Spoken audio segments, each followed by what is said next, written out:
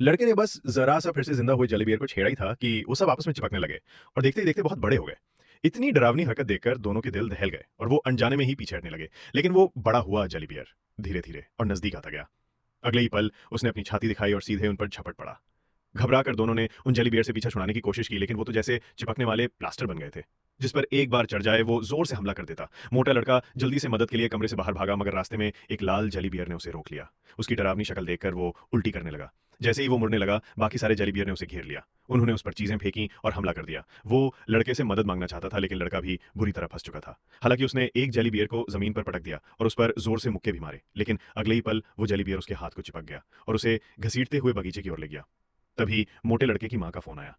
दूसरी तरफ बहुत शोर सुनकर माँ ने घबराकर पूछा कि क्या हुआ, लेकिन मोटा लड़का कुछ कह पाता इससे पहले ही एक स्केटिंग शू उसकी तरफ आकर गिरा। सबसे डरावना पल तब आया जब एक हरे रंग का जली बियर अचानक सामने आया और बिना कुछ कहे मोटे लड़के को कसकर जकड़ लिया। दम घुटने लगा, वो छटपटाने लगा। गिरते ही उसके हाथ से एक जादुई किताब खुल गई, जिससे चमकती हुई रोशनी निकली और उस जली बियर को धीरे धीरे अंदर खींचने लगी।